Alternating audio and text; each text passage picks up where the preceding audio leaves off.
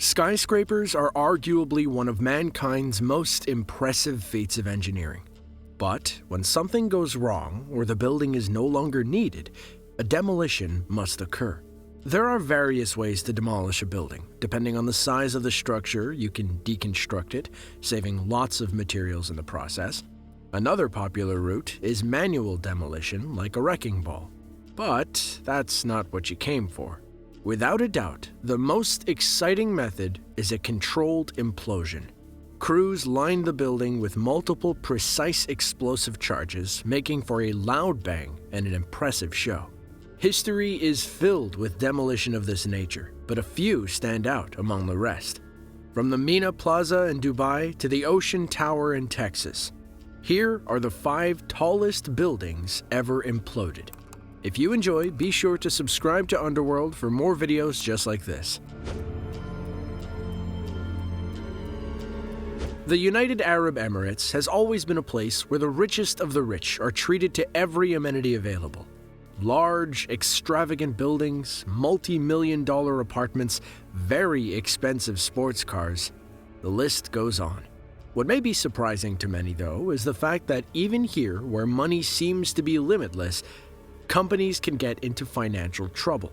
Projects, once planned to be gigantic structures, end up being left unfinished, looking like skeletons against an otherwise pristine city. Well, that's exactly what happened with a building called Mina Plaza. In 2007, construction began on a massive structure that was meant to be an apartment building that would include such luxuries as a helipad, a sunbathing deck, a covered spa, a swimming pool, and a private medical center. Living there would definitely be a sign of high status. However, in November of 2012, work was stopped after the project's owners and builders became mixed up in a dispute. For a couple of years, they went back and forth, even planning to resume construction in October of 2014. However, in 2015, the Malaysian construction company pulled out because it had not been paid. Since that time, the building stood half-finished, a rare eyesore on the city's skyline. In 2018, the Prince of Abu Dhabi approved a major regeneration project in the Port Zayed area where Mina Plaza stood. To make room for this, it was also approved to demolish the Mina Plaza. So, in November of 2020, crowds gathered to see the spectacle. Suddenly, explosions rang out from inside the building as dust shot in nearly every direction. What took years to construct came crashing down in only a few seconds.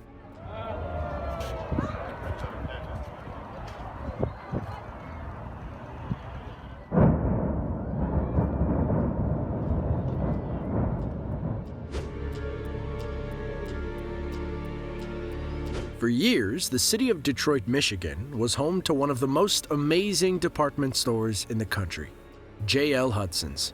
It started as any store would, a small operation that serviced a few hundred customers at a time.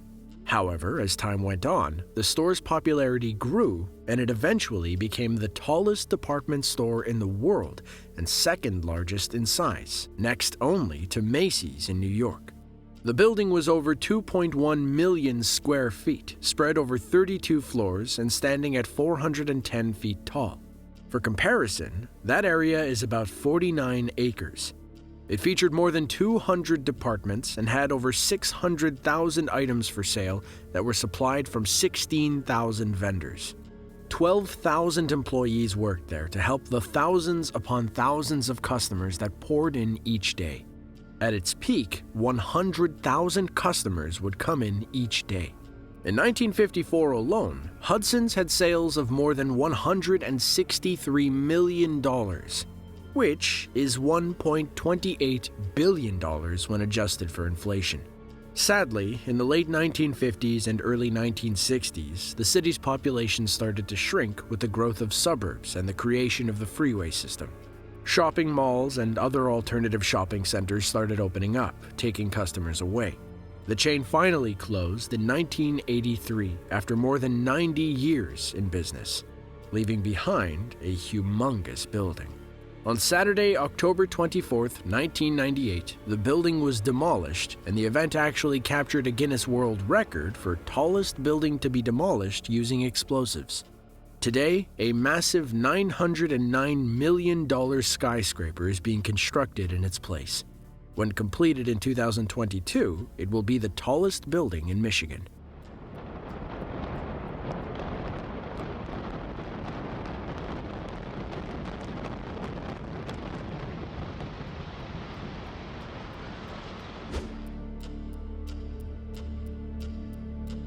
In the southern area of Texas, known as the Rio Grande Valley, there were once plans in place to build an incredible 31-story building to contain 134 luxury condos and apartments. Built on a narrow strip of sand, it was an ambitious project that allowed for unprecedented views over the Gulf of Mexico. These units were going to be second to none as far as luxury was concerned. With Italian marble floors, granite countertops, stainless steel appliances, and more, their prices would be around $2.2 million each. Construction began and hopes were high. That is, until an inspection in May of 2008. As developers were walking the property, they noticed some cracks in the columns supporting the parking garage. When investigated further, it was found that the parking garage and tower were mistakenly built connected, forcing the weight down upon the garage instead of on more solid expansion joints. This allowed the garage and tower to remain relatively unsettled. Further investigations were conducted, and it was revealed that the tower's core had sunk between 14 to 16 inches, while the attached parking lot had shifted less than half that distance. In July, developers scrambled to search for answers, reassuring investors that while the project would be delayed, it would eventually re-emerge to be stronger and safer than ever.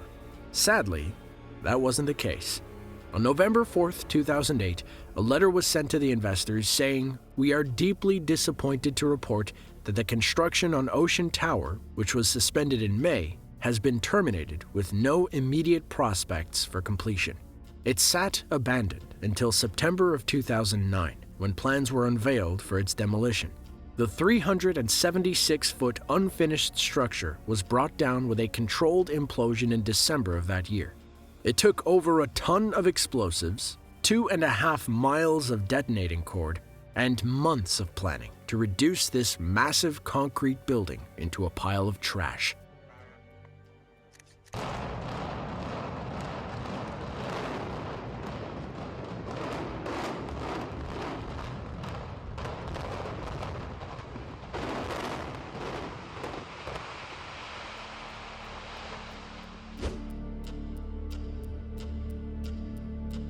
Fort Worth, Texas was home to a 30-story skyscraper known as Landmark Tower. When it was first being built in the early 1950s, it was only supposed to be a 28-story tall building. But it was also during these times that the economy slowed down a bit and much of the construction had to be halted. In 1952, the building was opened, even though it was mostly unfinished. Only 4 floors were complete at the time, and it had 1 floor of the brick facade above the granite base. But shortly after it opened, the economy picked back up and construction began again. This time, though, plans were made to build 2 additional floors and add a digital clock on the top. Over the years, it acted as office space for many and remained relatively full. However, ownership changed hands quite a few times, and new plans were eventually made to convert the building into luxury apartments, making room for 140 units. Additionally, 35 condominiums were to be added. Unfortunately, though, the project fell into bankruptcy, and the building was purchased in 2004 by XTO Energy. They explored all options to try and restore the massive structure, but it was finally decided that the best course of action was to tear it down. In October of 2005, demolition permits were quietly acquired and work began to demolish everything. It was done under the radar as to not draw negative reactions from some of the public who saw this building as a historic piece of the Fort Worth skyline. Finally, it was announced that the building would be destroyed.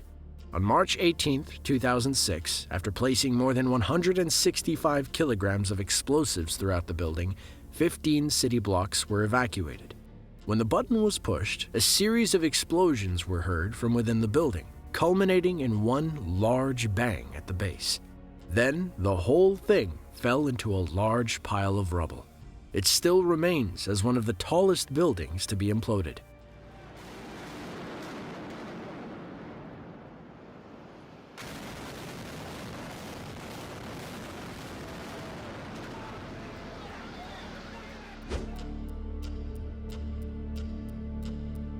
In the city of Frankfurt, Germany, stood the AFA Tower, which was a 38-story building that stood at 381 feet or 116 meters tall.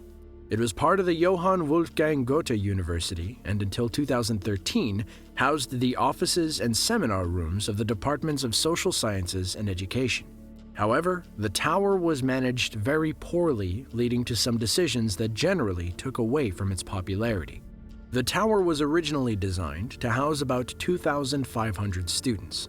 However, the university admitted many more than that, leading to some instances of overcrowding. The 7 elevators in the building had a very hard time keeping up with the sheer number of people. Oftentimes, people would find themselves waiting for their turn on the elevator for more than 15 minutes. On top of all this, the campus was a very popular spot for student protests, as it could be completely sealed off with relatively few helpers, which was a sharp contrast to most other buildings in the university. It had an impact on student life and drove many away.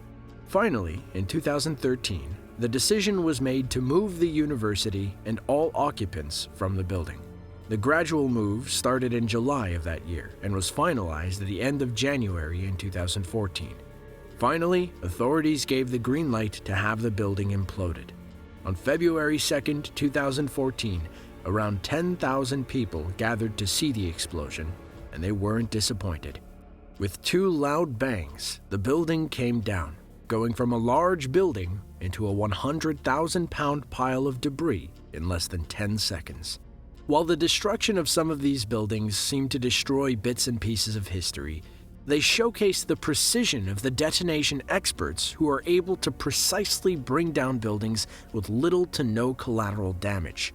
They are the experts in paving the way for growth. Click the link on screen now to check out another video just like this one. As always, thanks for watching, and we'll see you in the next one.